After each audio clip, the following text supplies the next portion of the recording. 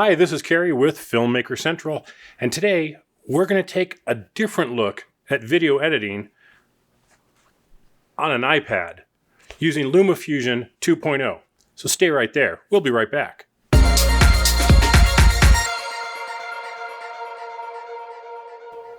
Now, as it's pretty obvious to tell, I'm a huge fan of Blackmagic's DaVinci Resolve. I'm a certified trainer.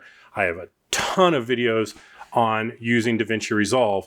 So when people start talking about using an iPad for video editing, I got to tell you, I'm pretty skeptical.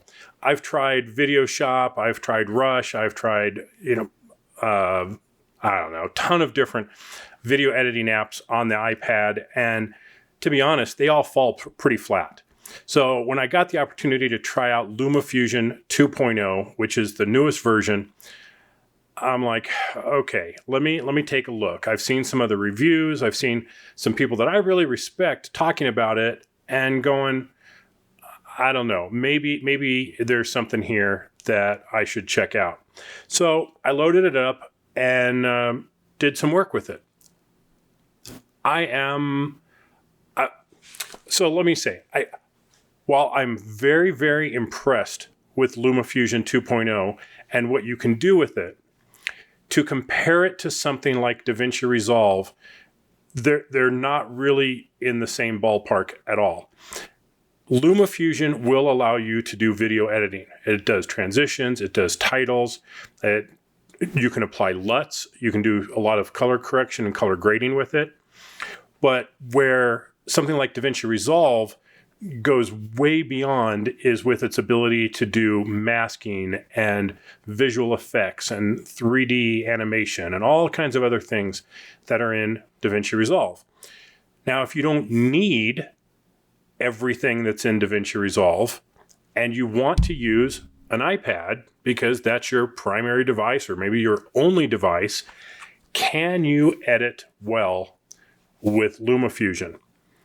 And in short, to give away this entire video, yes, you can.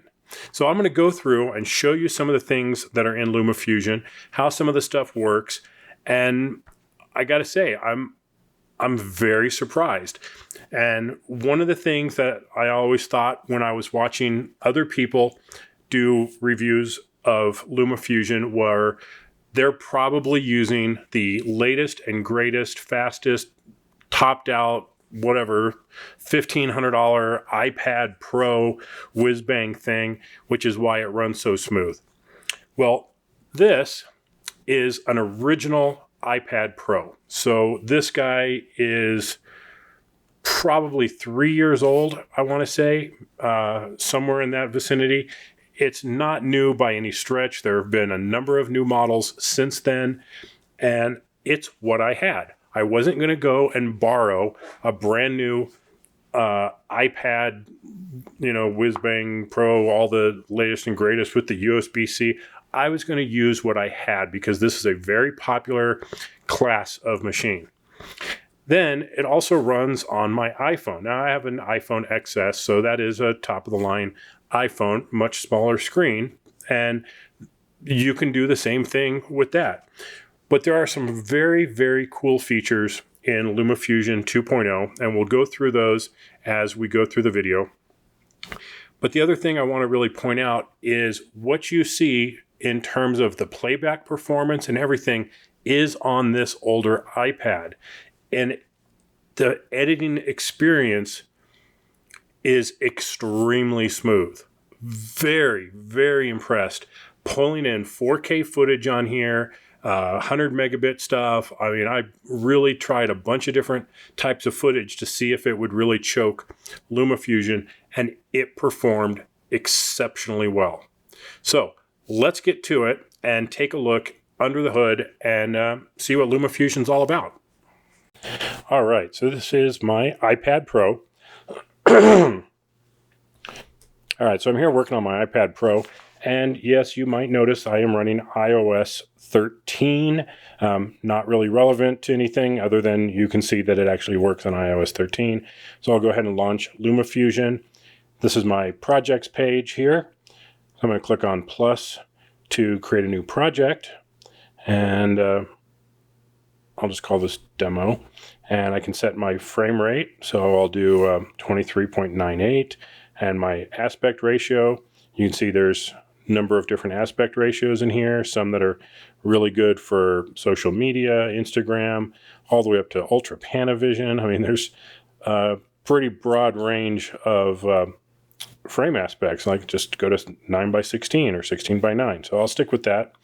And I'll go ahead and create this new project. Now it's how do we get the footage imported in? Well, there's a number of different ways. I can just go to my photos and go to my videos, and I can select videos that I have on my local machine here. So I'll just go ahead and select a couple clips, and I'll bring those in. So pretty simple there. Now, what is very, very cool about this, I think anyway, is let's go to import. I can go to iCloud, wireless network drives, Dropbox, Box, Google Drive, OneDrive, or my iTunes share. So I'm going to go ahead and go to my Dropbox, and I'll just give that permission there. And let's see, I'll go grab some footage from this class, and I'll just grab a couple shots here and tell it to import, and it will download the footage here. And you can see I'm on Wi-Fi here at home, but I do have a very, very, very fast internet connection, so it does go pretty fast for me. And there we go. There's the next one. So very fast downloading, and the variety of different sources that I can use, I think, is phenomenal. Being able to just go to Dropbox or Google Drive or whatever I want to be able to do that. Okay, so let's go ahead and take some footage here, and I'll go to my imported, and here's some of the different clips I have. I can go to my photos,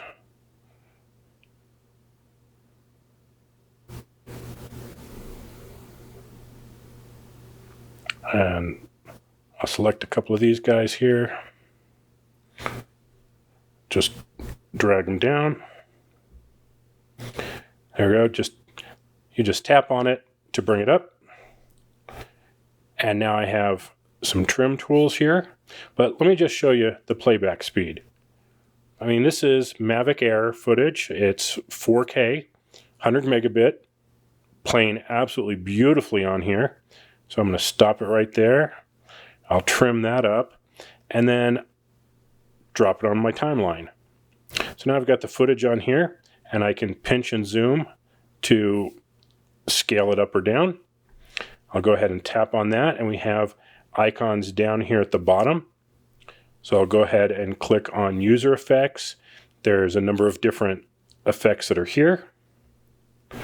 Different motions, pan left, pan right, up and down.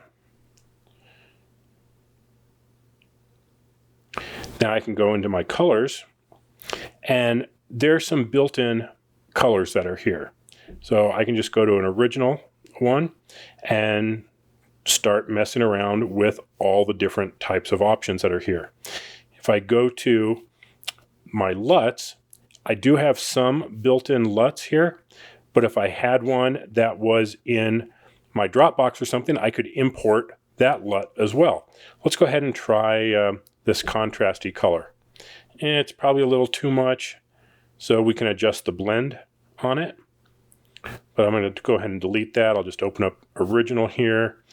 The brightness and stuff looks good. I'll add a little bit of contrast. We'll bump the saturation up. Let's try bringing that down, bring up the vibrance, make that look pretty good.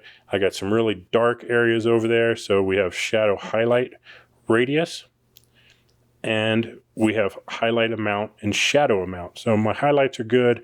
I want to bring up my shadows a little bit. I kind of like that.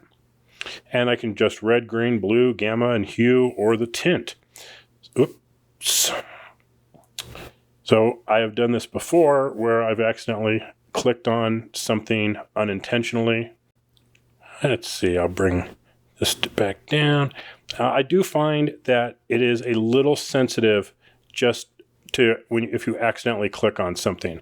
So I wish there was a little bit of a delay built in there so you weren't accidentally clicking on something you didn't mean to. We'll go and look at some of these other tabs. There's different effects.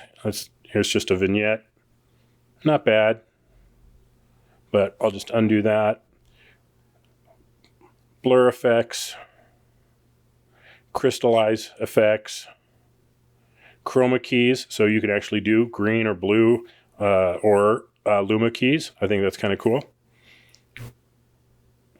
So the color grading is actually pretty decent. I mean, the fact that you can actually bring in a LUT, I think is just super cool.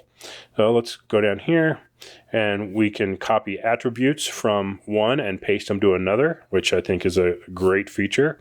We have our speed remapping here. So it shows I'm a 29.97 clip and a 2398 project. So if I want to speed that up, I can do that. The processing there is really fast. Now you could also select to reverse that.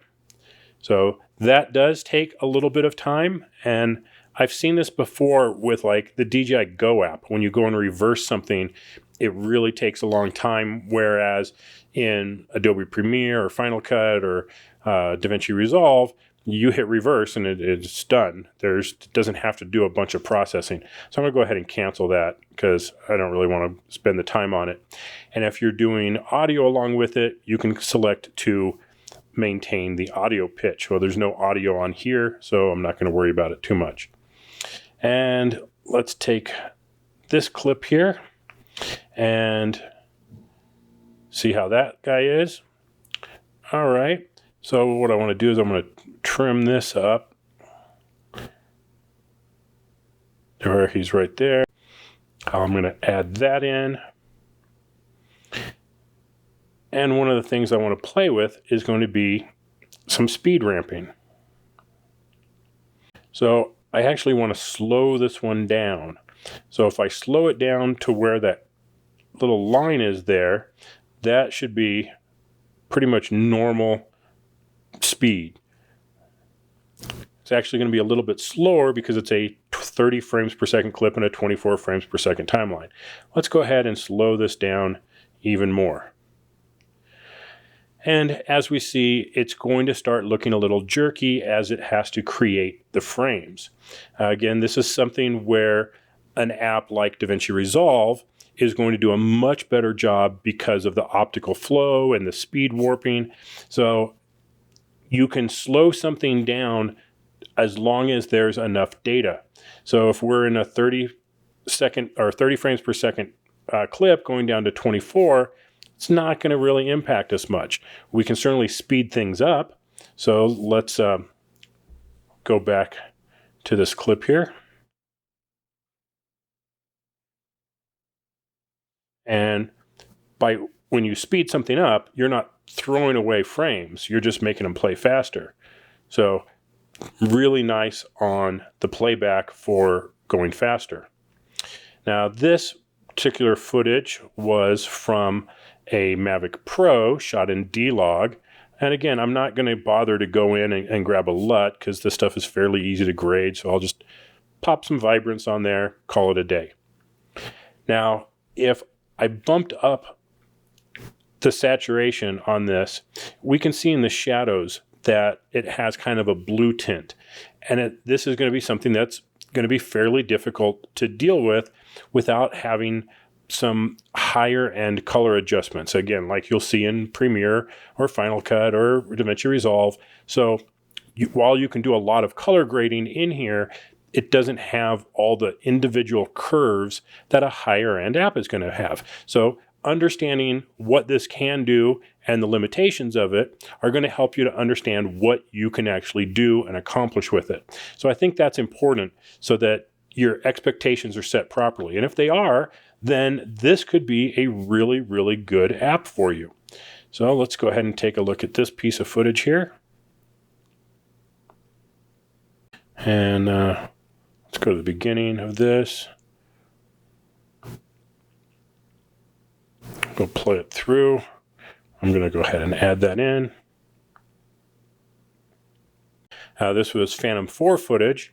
Again, 100 megabit, downloaded really fast, and this playback is super, super smooth. I could not be more impressed with the playback on here.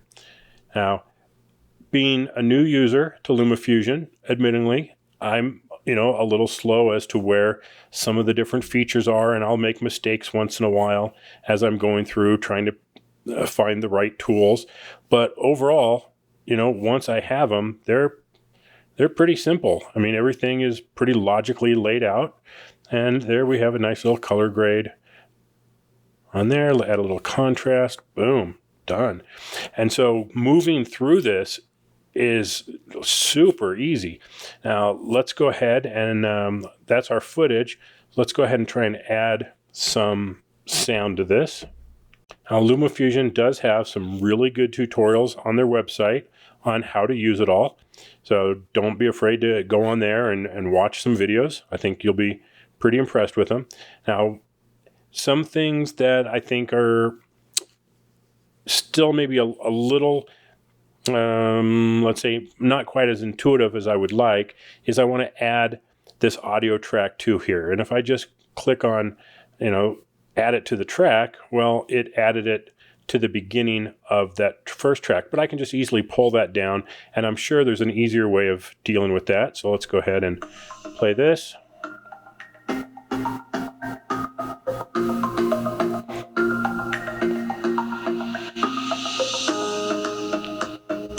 Okay, so there's your basic editing going on. We've imported footage, we've put some on the timeline, we've added some music to it, we've done some color grading, of course, standard tools, clipping, linking, deleting stuff, and there's some different options for the screen layout. So depending on how you want to work there, I think that's a pretty cool little option here. Here's some of the standard settings. So we have our frame rate, aspect ratio, background color. When you're adding different clips, photos, titles, transition, what's the default for those things? Fit, fill, focus, or stretch. Auto ducking, really cool. I'm very surprised that it has ducking built in. If you don't know what ducking is let's say we have a audio music track laid down, but we're doing talking. So whenever the talking starts, it can lower the volume of the music and bring it back up when there's no talking. So kind of an automatic way of adjusting the volume there. Going to our preferences here, new to project defaults. I'm just going to change that because I always end up changing it, 23.98. Aspect ratio, number of project backups to keep. So that's kind of cool that it's doing backups. Clip style, normal, no icon, waveform. We'll stay there. Show our touches, reverse frame step gestures, advanced settings, preview, fastest, balanced, good, or best. So I think for my preview, I'm just going to leave it on fastest because it seems to work really, really well. Ripple main track, unlink track when locked, snapshot images. So yes, you can be on a frame and just do a snapshot. I think that's pretty awesome. Makes it real easy to do that. And we have our project screen here, so we can go to our different projects. I'm going to go back in. I'll go back into the demo project here. And let's go to our share export options. So we can export a snapshot, a project package, the audio only, or a movie. So let's go to movie. Where do we want to save the movie to? We can go right to YouTube, to our wireless drives, AirDrop it, Dropbox, Google Drives, our rendered movies folder. So I'm going to go ahead and say, let's go ahead and just drop it into our photos. What settings do we want? Well, I want this to be at 1080, so I'll select that. Frame rate, what quality level? I want this to be 60 megabits. I mean, I'm starting at 100 megabits, so might as well keep the quality up as high as possible. Include the video and audio, our audio quality, file format, and there's QuickTime or Move. So I'm going to go to QuickTime on here. 360 VR, I'm not doing 360. Export duration, space needed, it's going to be 3.42 gigs. File size estimate 1.7 gigs, and let's export. So this is where things take a while. This is going to take a long time to render. So if we're looking at what is the big downside to something like LumaFusion, it's going to be that they had to sacrifice somewhere. So the sacrifice is you have very, very smooth playback and editing experience, but then when you go to export it, it's going to take a while. There's just no way around that. With a PC or Mac-based editor, you're working with the actual footage unless you're using proxy files, in which case then you go to export, and the exporting can be very, very fast. Something like I've just done here with just a couple clips and some music on my Mac would only take literally seconds to render, where this is going to take almost a little over 3.5 minutes to render. So imagine if this was a 15-minute video, that it's going to take probably an hour or hours to render. So that's going to be the big downside, is it pulls in the footage, it gives you something that's optimized for the iPad or the other iOS devices, but you're working with basically proxy files. So when it goes to write it, it's got to pull in the original data and do a big heavy lifting on the export. So I think that's a very, very fair trade-off, because if I'm on a plane and I want to knock out an edit, I can do so really easily. It's not going to suck a tremendous amount of battery power doing the edit. And then when I get to my hotel or I get back home, I can plug into power and do my export and let it go. And the fact that I can go right to YouTube, if I'm finished, then I'm good. There's really nothing else for me to do. So I'm going to go ahead and cancel this. And like I said, there are a ton of videos online that show how to use this, all the different features with the audio tracks and the video tracks, how to do transitions and text effects. So there is a ton here. I do highly recommend this if you're going to be using an iPad for your editor. Again, I've looked at all the major pieces of software out there, and this is by far and away the best video editor for iOS. So check it out. Well, I hope you enjoyed that look at LumaFusion 2.0. As I said, I'm very impressed with it. And if your device is an iPad, iPad Pro, iPad Mini, or an iPhone, and you want to do some really good video editing with it, then you really need to check out LumaFusion. I don't think there's anything else available today that comes close to what LumaFusion can do on an iPad. Now, granted, LumaFusion does cost $29.99, so there is a cost involved, versus DaVinci Resolve, which you can get for free, which has way more features than LumaFusion, but you need a pretty beefy computer. And if you don't have a beefy computer and you have an iPad, then possibly LumaFusion 2.0 is the way to go for you. Just a note, LumaFusion 2.0 is only available for iOS devices. There is no Android version. And there's another app called Luma Effects, and I'm going to be checking that out as well. So stay tuned for that down the road. But I really wanted to get this one out about LumaFusion 2.0 because it is a new version of LumaFusion, and I am legitimately impressed with how well it works on an iPad. So thanks for watching, everybody.